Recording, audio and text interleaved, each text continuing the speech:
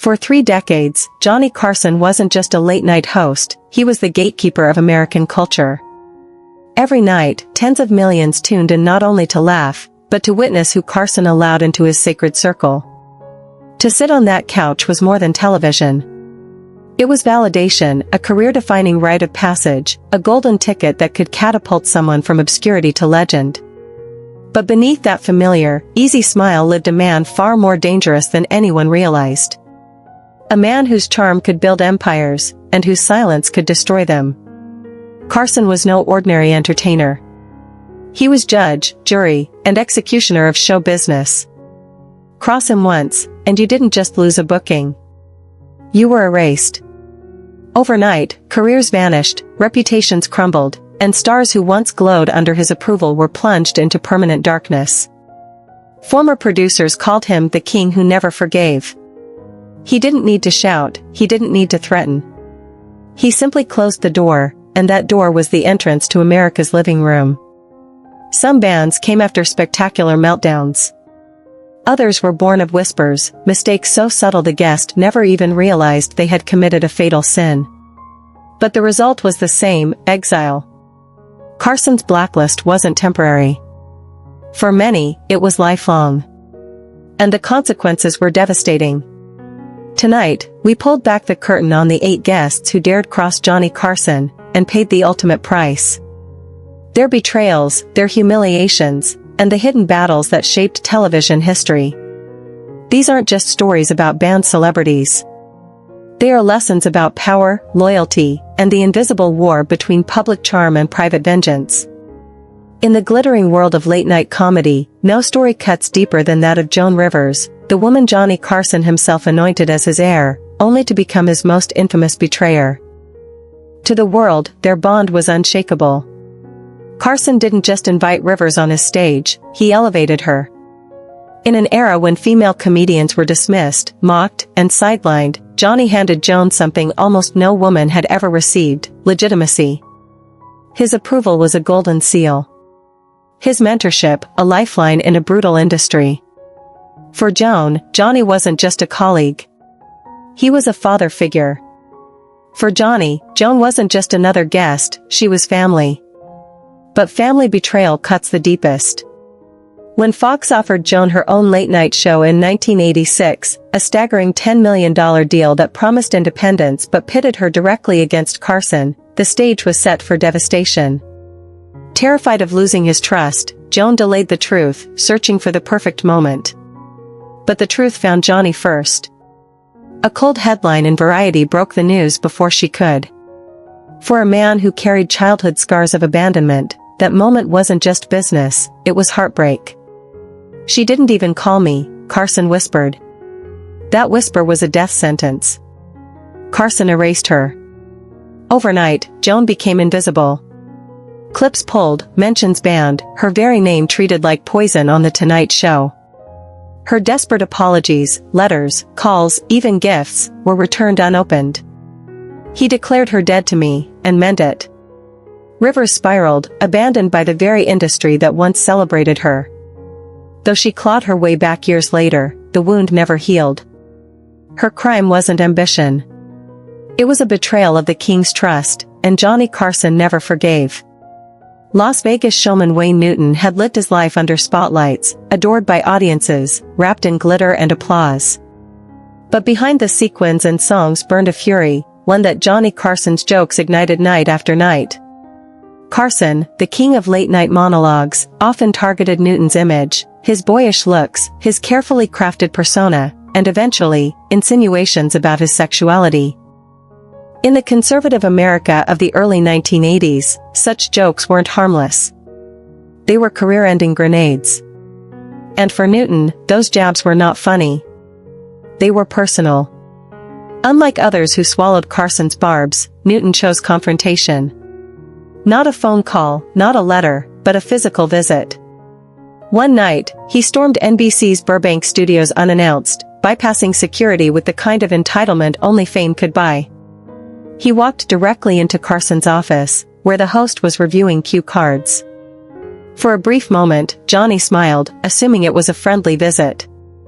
But the mood shifted instantly. Newton leaned in, his voice sharp as a blade. "You can mock my music. You can mock my hair. But if you ever joke about my sexuality again, I will kick your ass." The room froze.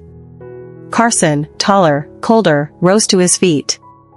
His reply was soft, but lethal. "Get out of my office before I have you thrown out." That was the moment Newton's career path split in two. Carson didn't need fists. His weapon was silence. Newton was erased from The Tonight Show forever, locked out of the single most powerful platform in American entertainment. Without it, his national reach collapsed, limiting him to Vegas stages while the rest of Hollywood passed him by. Years later, Newton admitted he had no regrets. But Johnny Carson did not forgive, and in his empire, threats meant exile. Charles Grodin was no ordinary Tonight Show guest. He was clever, sharp, and daring, a man who turned discomfort itself into an art form.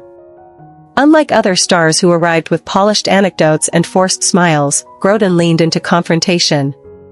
He played the difficult guest, poking at Carson, challenging questions, and pushing tension to the edge of collapse.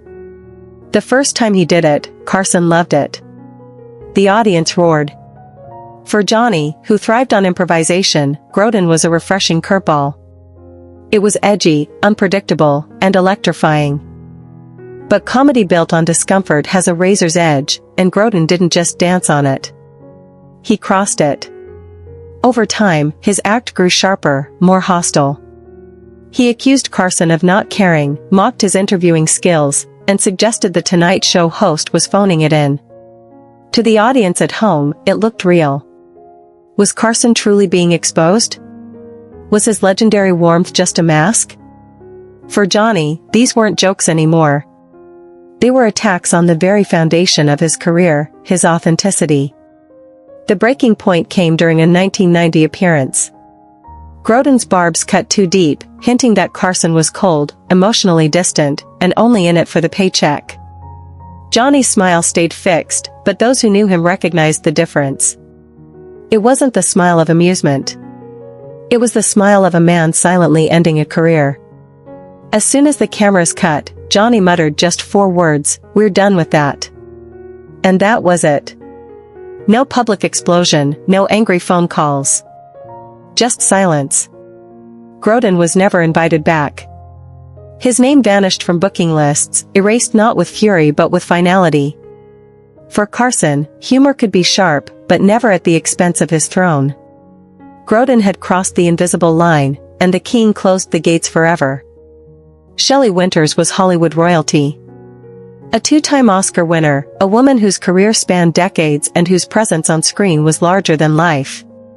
She had stories, she had charisma, and when she was at her best, she was pure gold for television. But Shelley also carried volatility like a storm cloud.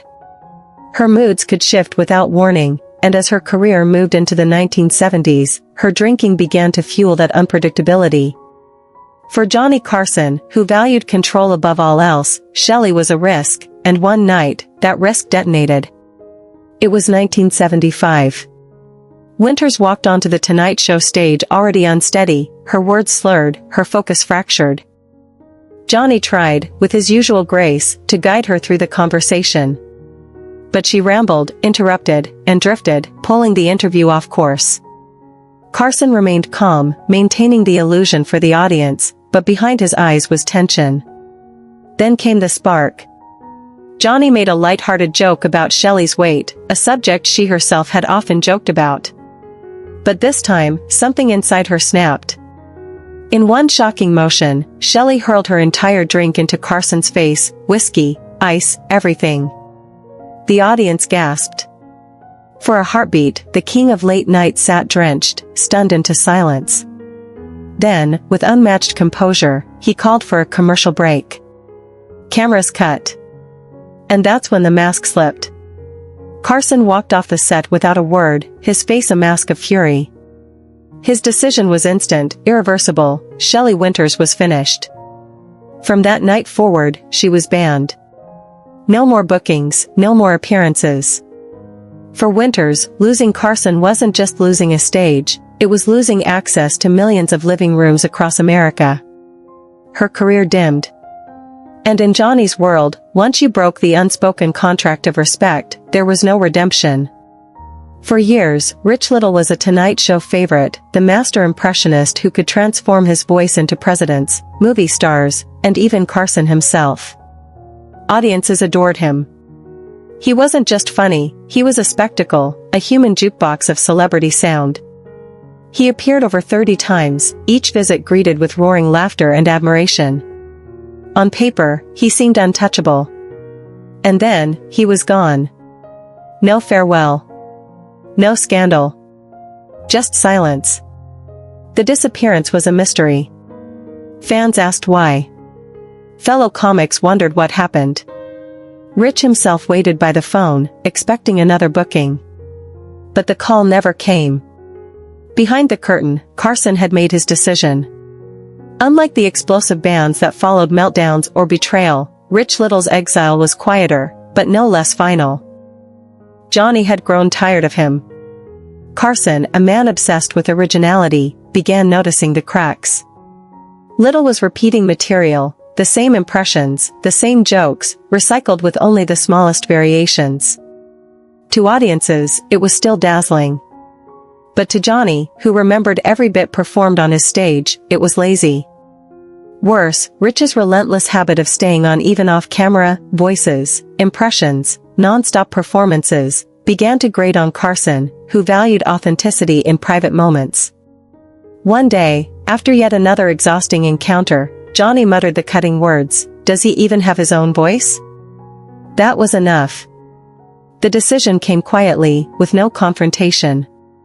Rich was never called again. His management was told the schedule was full, or the show was going in a different direction. In truth, Carson had closed the door. Rich Little continued performing elsewhere, driving on other stages, but the most powerful platform in America was gone to him forever. In Carson's world, talent wasn't enough.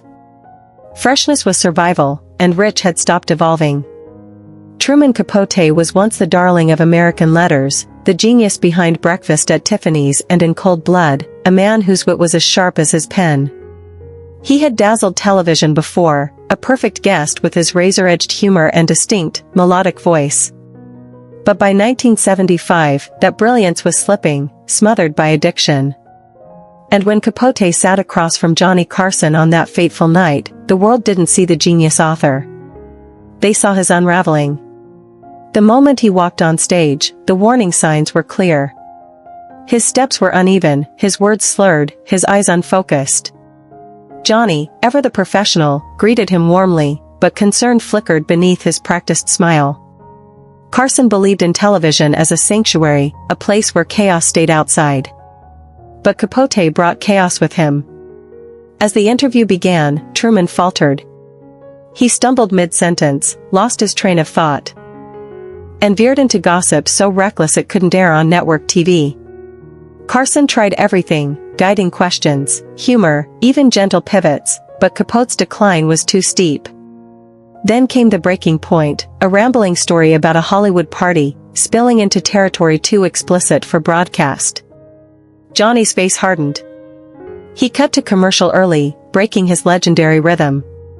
During the break, Carson leaned close, voice low but firm, "Truman, you're not well tonight. We're cutting this short." And with that, the interview, and Capote's Tonight Show career, ended. Carson banned him immediately. For Truman, the exile was devastating. The Tonight Show wasn't just entertainment.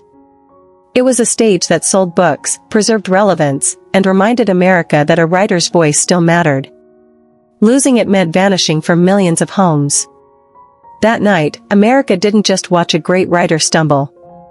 They watched a cultural giant collapse, never to rise again. Tom and Dick Smothers were more than comedians. They were firebrands, cultural disruptors who turned variety shows into battlefields for the soul of America.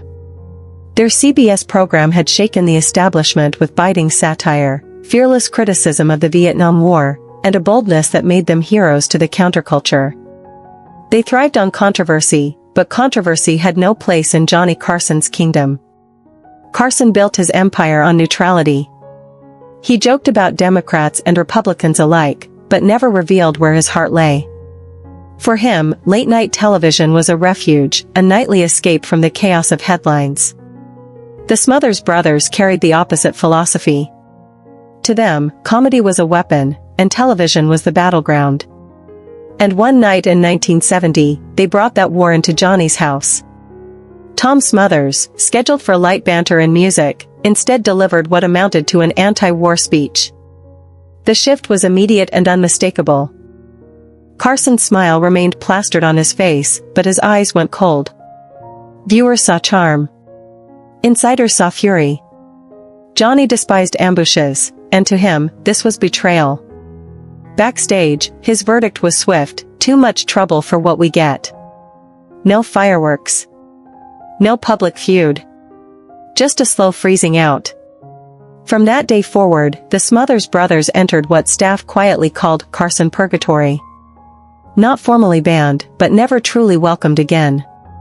Suggestions to book them were met with excuses. Schedules suddenly filled. Their appearances dwindled into rare, heavily restricted cameos stripped of politics, stripped of fire. For the Smothers Brothers, it was a leash. For Carson, it was protection. He would not allow his stage, his carefully cultivated escape for millions, to be hijacked by activists, no matter how talented. The message was unmistakable: in Carson's world, entertainment reigned supreme. Politics had no seat on the couch. If Johnny Carson embodied civility, Morton Downey Jr. was its destruction. Where Carson's Tonight Show was polished, witty, and controlled, Downey's syndicated circus was raw chaos: shouting matches, cigarette smoke blown into guests' faces, and audiences whipped into frenzied applause. He was the loud prophet of a new, nastier television era. And when he stepped onto Carson's stage in 1988, it wasn't just a guest appearance. It was a collision between two worlds. From the second Downey walked on, the tension was electric. He didn't sit politely in the guest chair. He prowled, soaking up applause, turning Carson's set into his own. Johnny's face barely changed, but the crew knew the signals: the tight jaw, the cold eyes.